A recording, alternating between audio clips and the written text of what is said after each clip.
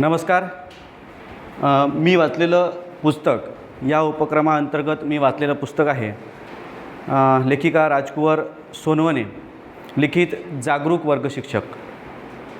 आता आपण इथे सर्व बसलेले शिक्षक आहोत आणि प्रत्येक शिक्षक इथे बसलेला प्रत्येक शिक्षक कोणत्या ना कोणत्या वर्गाचा वर्ग शिक्षक आहे. आणि वर्ग शिक्षक म्हणजे काय तर एका वर्गाचं पालकत्व आपल्याकडे येत असतो.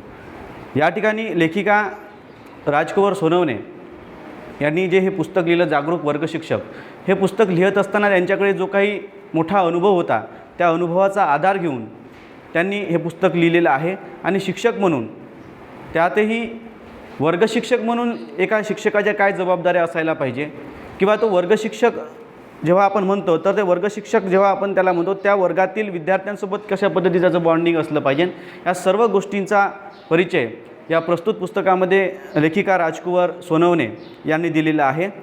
तर बघा, एखादी कुठलाही वर्ग असो, त्या वर्गाची संख्या किती आहे हे महत्त्वाचं नाही किंवा त्या वर्गामध्ये किती विद्यार्थी आहात. म्हणजे होऊ शकते की एका वर्गामध्ये 30 विद्यार्थी असेल, कोण्या वर्गामध्ये 40 असतील, 35 असतील, अशा पद्धतीची विद्यार्थी संख्या असू शकते. परंतु त्या वर्गामध्ये बसलेला प्रत्येक विद्यार्थी हा वेगवेगळ्या भागातून वेगवेगळ्या परिस्थितीमधून आलेला असतो. वेगवेगळ्या बुद्धिमत्तेचे विद्यार्थी त्या वर्गामध्ये आपल्याला बसायला दिसते आणि त्या प्रत्येक विद्यार्थ्यांवरती लक्ष केंद्रित करणे किंवा त्या प्रत्येक विद्यार्थ्यांना शिकवणे हा शिक्षकाची जबाबदारी असते. त्यातही जर का वर्ग शिक्षक जर का म्हटलं तर वर्ग शिक्षक हा आपल्या पूर्ण वर्गातल्या संपूर्ण विद्यार्थ्यांचा परिचय त्याला असायला पाहिजे. परिचय नाही तर त्याच्यामध्ये कोणता विद्यार्थी कुठपर्यंत पोहोचलेला आहे किंवा त्याची जी काही पातळी आहे ते कुठपर्यंत आहे, कोणत्या विद्यार्थ्याला काय समस्या आहे, या सर्व गोष्टी त्याला माहिती असते, गरजेचं आहे असं या पुस्तकामध्ये राजकुवर सोनवणे यांनी आपल्याला सांगितलेलं आहे. आणि बऱ्याचदा काय होते की वर्गामध्ये वेगवेगळ्या बुद्धिमत्तेचे विद्यार्थी असताना आपण काय करतो की जे हुशार विद्यार्थी आहेत त्याच विद्यार्थ्यांना प्रत्येक वेळेस प्रत्येक ॲक्टिव्हिटीमध्ये बोलवणे, त्यांचाच वर्गातल्या प्रत्येक उपक्रमांमध्ये समावेश करून घेणे. आणि त्यामुळे काय होतं की जो मागे राहिलेला एखादी विद्यार्थी आहे, बुद्धिमत्तेने कमी आहे, असा विद्यार्थी मागेच राहतो आणि समोर चालणारा विद्यार्थी समोरच चालतो. किंबहुना कधीकधी समोर जाणाऱ्या विद्यार्थ्यामध्ये सुद्धा मग नंतरच्या कालावधीमध्ये काय होतं की एक प्रकारचा न्यूनगंड निर्माण होतो आणि समोर जाणारा विद्यार्थीसुद्धा कुठेतरी जाऊन पुन्हा अटकतो आणि मागे राहिलेला तर एकदम मागे राहतो. आणि या मागे राहिलेल्या विद्यार्थ्याला किंवा जो समोर चालू आहे त्या विद्यार्थ्याला सुद्धा सुरळीत एका ट्रॅकवरती ठेवण्याचं काम वर्ग शिक्षकाला करायचं असतं. हेच या पुस्तकाच्या माध्यमातून त्यांनी सांगितलेलं आहे.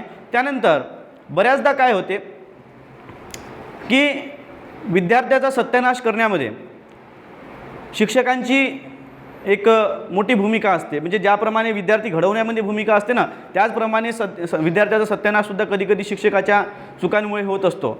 यासाठी जबाबदार असते शिक्षकांची निष्क्रियता म्हणजे काय? निष्क्रियतेसाठी अनेक कारणेसुद्धा आहेत. शिक्षकांच्या पूर्ण बोजा आपण शिक्षकावरती सोडू शकत नाही किंवा पूर्ण जबाबदारी शिक्षकावरती टाकू शकत नाही त्या गोष्टीची.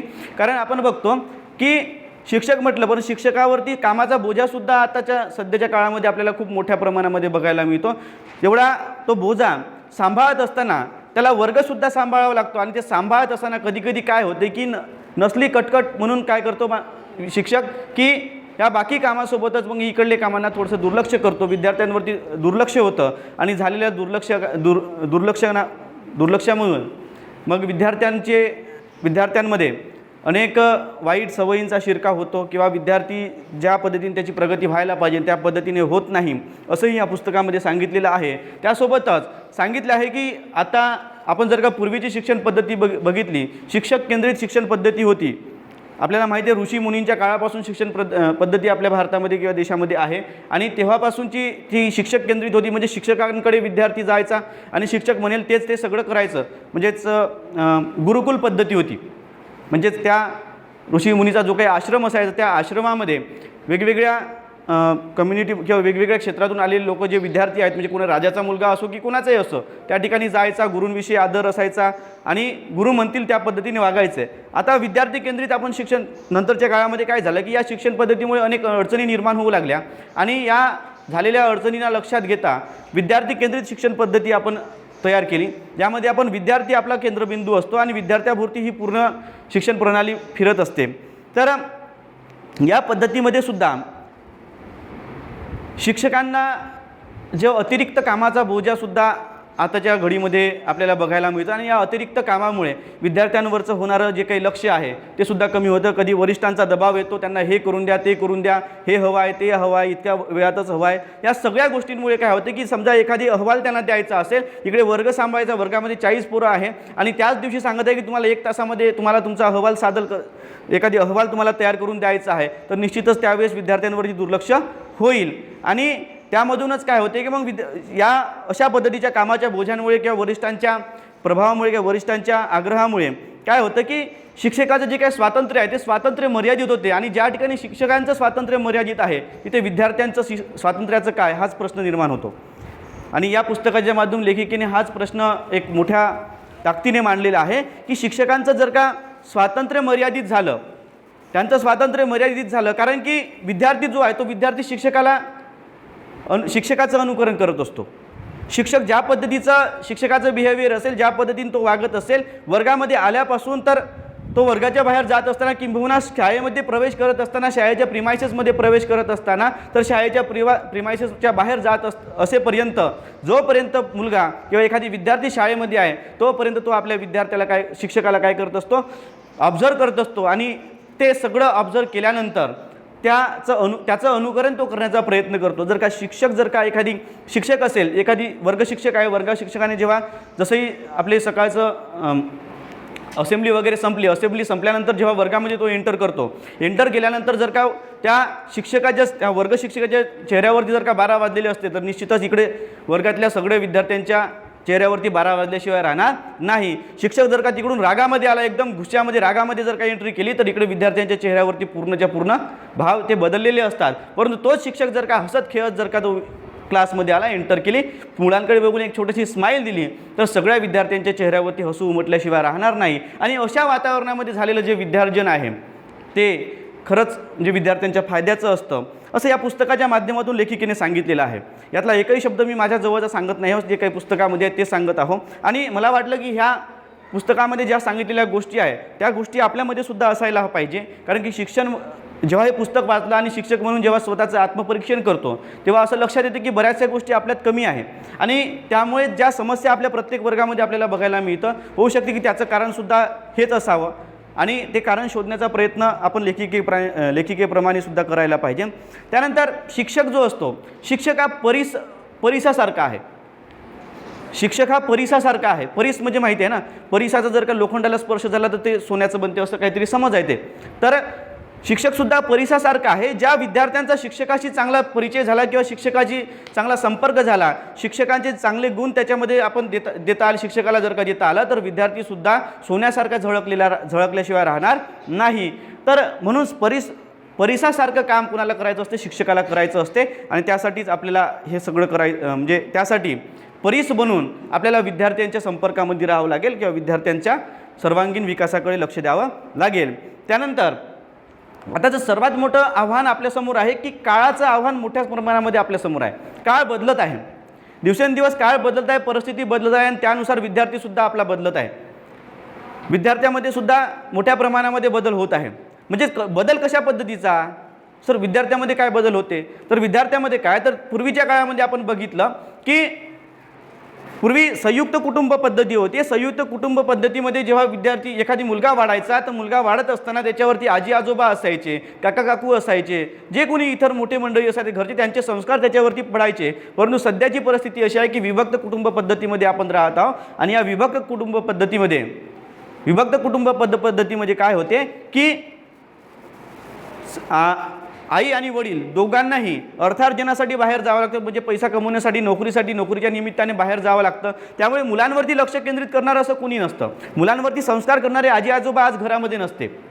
आणि त्यामुळे काय होतं की त्या मुलांमध्ये जे गोष्टी लहानपणी बाल्यावस्थेपासून ज्याच्यामध्ये आजी आजोबांच्या संस्काराच्या माध्यमातून असो, काका काकूच्या संस्काराच्या माध्यमातून असो, ते रुजायला पाहिजे त्या रुजत नाही. आणि त्यामधून काय होते की बंडखोर विद्यार्थी निर्माण होण्याची शक्यता असते. आणि त्यांच्यामध्ये न्यूनगंड तयार होऊन एक वेगळ्या विश्वामध्ये ते राहण्याचा प्रयत्न करतात किंवा वेगळ्या विश्वामध्ये ते वावरतात.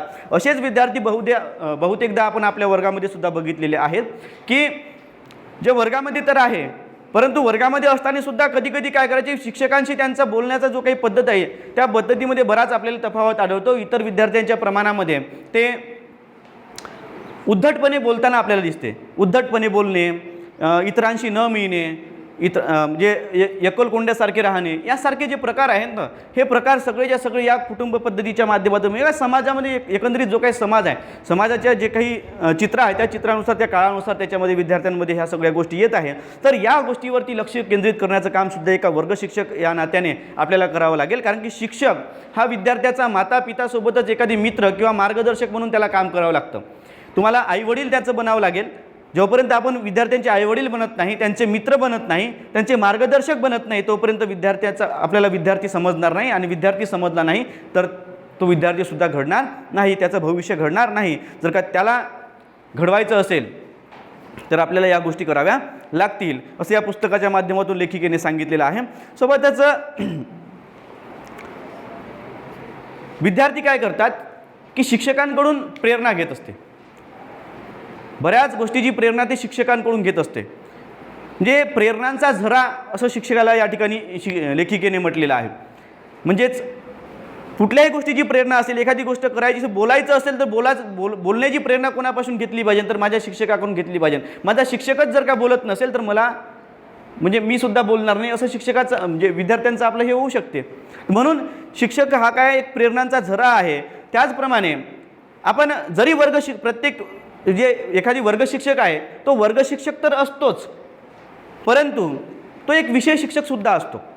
वर्ग शिक्षकासोबतच तो काय होतो, एक विषय शिक्षकसुद्धा असतो. एक कुठला तरी विषय तो शिकवत असतो.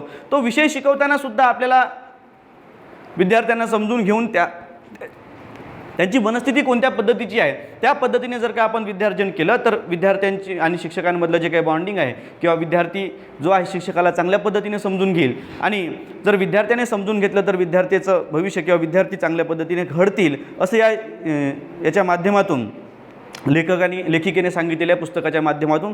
त्यानंतर वर्ग शिक्षक म्हटलं, आपल्याला माहिती आहे की आपण पालक सभेच्या माध्यमातून, पॅरेंट्स मीटिंगच्या माध्यमातून अनेकदा पालकांच्या संपर्कामध्ये असतो.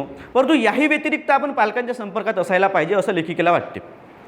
लेखिका सांगते की पालकांना तुम्ही सांगितलं पाहिजे, विद्यार्थ्यांजवळ सांगितलं पाहिजे की माझा म्हणजे या वेळेला माझी तासिका खाली असते, म्हणजे माझा पिरियड नसतो, तर या वेळामध्ये तुमचे पालक आम्हाला येऊन भेटू शकतात. कारण की जोपर्यंत पालकांशी तुमचा संपर्क होणार नाही, पालकांशी जोपर्यंत तुम्ही बोलणार नाही, तोपर्यंत विद्यार्थ्यांमध्ये कुठली गोष्टी कमी आहे किंवा विद्यार्थ्यांमध्ये कुठल्या गोष्टीचा कमी वाटत आहे किंवा घरची परिस्थिती कशा, घरी तो कसा वावरतो आणि इथे शाळेमध्ये कसा वावरतो, याविषयीची चर्चा होणार नाही असं लेखिकेला वाटते. म्हणून पालकांशी संपर्क मोठ्या प्रमाणामध्ये असायला पाहिजे.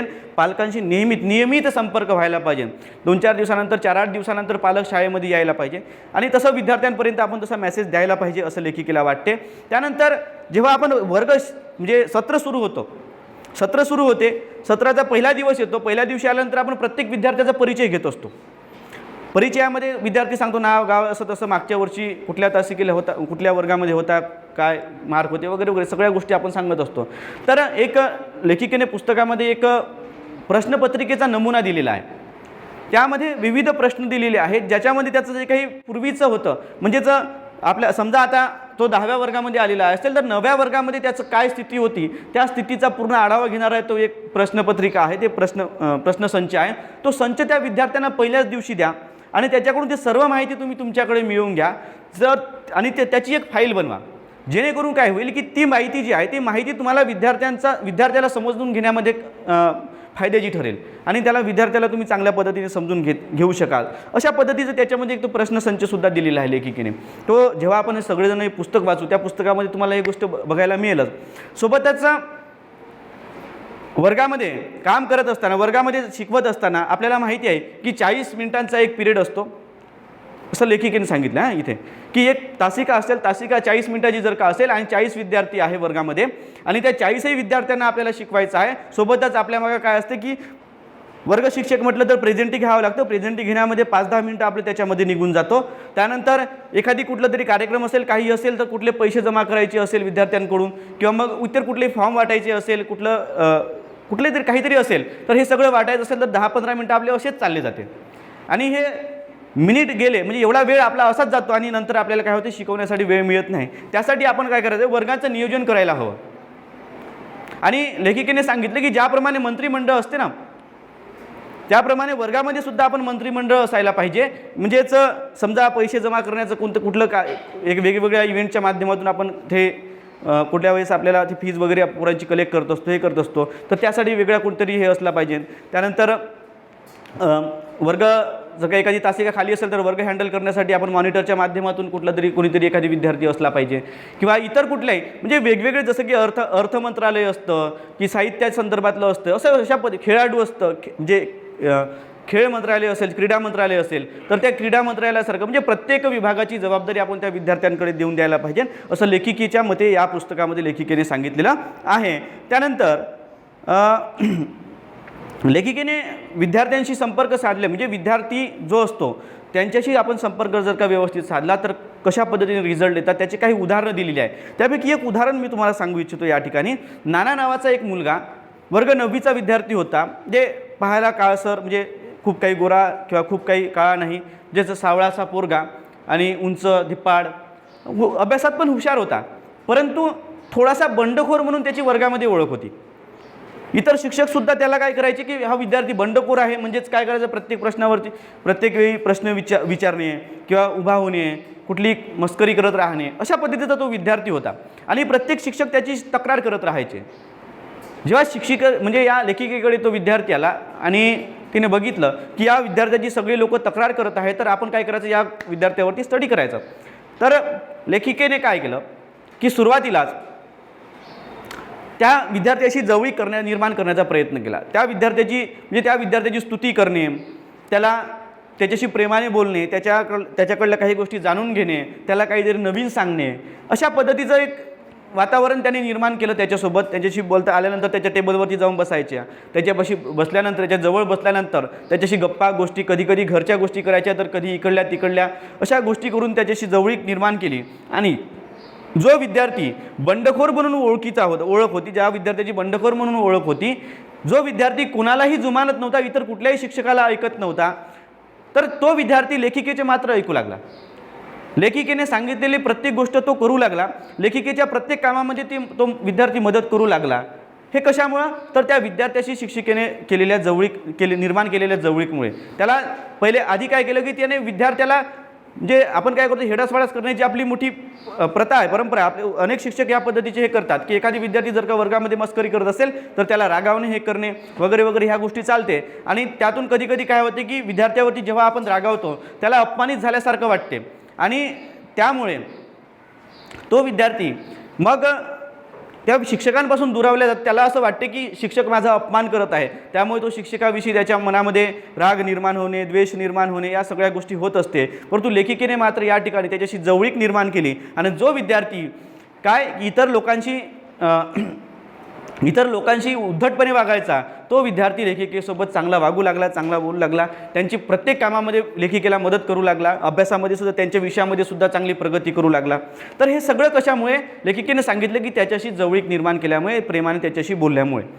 तर आणि जेव्हा त्या विद्यार्थ्याला, नाना नावाच्या त्या विद्यार्थ्याला लेखिकेने विचारलं की तू माझ्याशी एवढा चांगला वागतो, परंतु बाकी शिक्षकांशी का बरं, त्यावरती त्याने उत्तर दिलं की बाकी शिक्षक जे आहेत ते माझ्याशी तुच्छतेने वागतात, ते मला नेहमी कमी लेखण्याचा प्रयत्न करतात, त्यामुळे मी सुद्धा त्यांचं ऐकत नाही. तर हे एक उदाहरण, आणि हे आपल्या प्रत्येकाच्या जवळचं उदाहरण आहे आणि प्रत्येकाला याविषयीचा अनुभव आलेला असावा. त्यानंतर पुन्हा एक मीनाक्षी नावाच्या एका मुलीचं ते उदाहरण देतात. वर्ग 10वीची विद्यार्थिनी होती.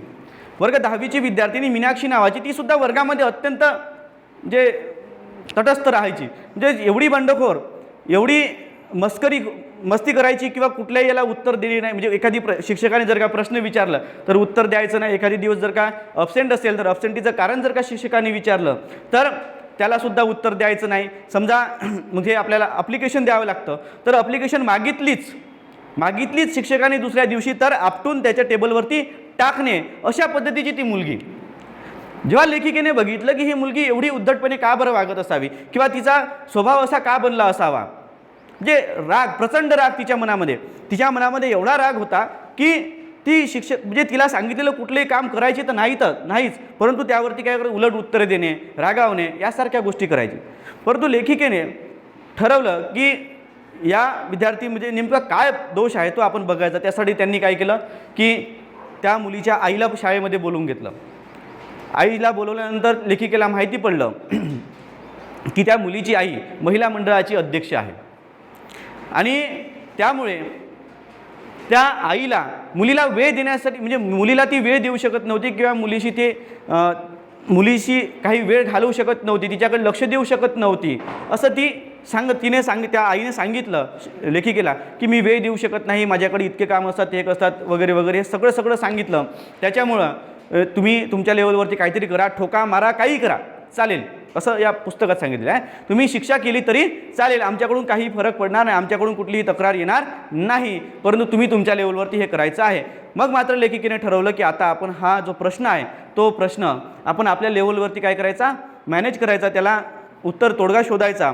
आणि लेखिकेने मग त्या विद्यार्थिनीची स्टडी सुरू केली आणि तिच्याशी प्रेमाने अधिक जवळीक निर्माण केली, तिच्याशी प्रेमाने वागू लागले. कधी हा पाठीवरून हात फिरवणे, कधी तिच्या जवळ जाऊन बसणे, कधी तिची स्तुती करणे, अशा अनेक माध्यमातून जवळीक निर्माण झाली. मैत्रिणीसारख्या त्या राहू लागल्या. आणि एक दिवस अचानक त्या मुलगी एकदा लेखिकेने जेव्हा ती स्तुती करत तिच्याशी बोलत होती त्यावेळेस अचानक ती विद्यार्थिनी रडायला लागली.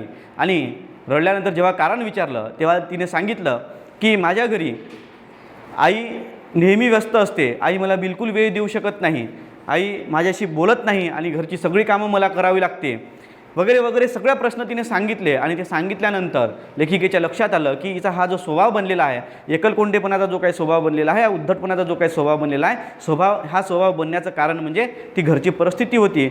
आणि त्यामुळे ती विद्यार्थिनी त्या पद्धतीचा बिहेवियर करायची. त्यानंतर लेखिकेने त्या विद्यार्थिनीची समजूत घातली. त्यानंतर त्या विद्यार्थिनीच्या आईला बोलवून तिचीसुद्धा समजूत घातली आणि सांगितलं की आपण मुलींकडे लक्ष द्यायला पाहिजे किंवा ज्या गोष्टी करायच्या आहेत त्या गोष्टी करायला पाहिजेत. ह्या सगळ्या गोष्टी त्यांनी सांगितलं. म्हणजे या ठिकाणी हे उदाहरण, असे बरेच उदाहरणं त्याच्यामध्ये आहे. 2 उदाहरणं मी या ठिकाणी सांगितले आपल्याला. तर या पुस्तकामधून लेखिकेने हेच सांगितलं की विद्यार्थ्यांशी जर का आपण जवळीक साधली, त्यांचे प्रॉब्लेम समजून घेण्याचा प्रयत्न केला, त्यांना हेडासवाडास न करता प्रेमाने जर का त्यांचा प्रॉब्लेम समजून घेतला तर विद्यार्थी जो आहे तर तो आपले प्रॉब्लेम आपल्यापर्यंत शेअर करू शकतात. कारण की आपणच त्यांचे मातापिता असतो आणि आपणच त्यांचे मित्र मैत्रिणी किंवा मार्गदर्शक म्हणून आपल्याला सर्व जबाबदाऱ्या पार पाडाव्या लागतात. म्हणून जर का एखादी जबाबदार वर्ग शिक्षक बनायचं आहे तर आधी विद्यार्थ्याच्या मनामध्ये आपण जागा निर्माण करणं हे खूप गरजेचं आहे असं लेखिकेला वाटते. आणि असे बरेच अनुभव लेखिकेने या पुस्तकाच्या माध्यमातून आपल्याला सांगितलेले आहे. सांगण्यासारखं भरपूर आहे, परंतु वेळेचा अभाव लक्षात घेता इथेच थांबतो. प्रत्येकाने हे पुस्तक जागरूक वर्ग शिक्षक नावाचं पुस्तक आहे, राजकुंवर सोनवणे, म्हणजे जवळपास पहिल्या वर्गापासून तर ज्युनियर कॉलेजपर्यंतच्या प्रत्येक वर्गाचं वर्ग शिक्षिका राहिलेल्या, कोणत्या ना कोणत्या माध्यमातून वर्ग शिक्षिका राहिलेल्या शिक्षिका आहेत त्या. आणि त्यांनी केलेल्या संशोधनाच्या माध्यमातून हे पुस्तक त्यांनी तयार केलं. तर सर्वांनी हे पुस्तक वाचावं आणि एक जागरूक वर्ग शिक्षक बनावं अशी सगळ्यांकडून अपेक्षा करतो आणि इथेच थांबतो. धन्यवाद.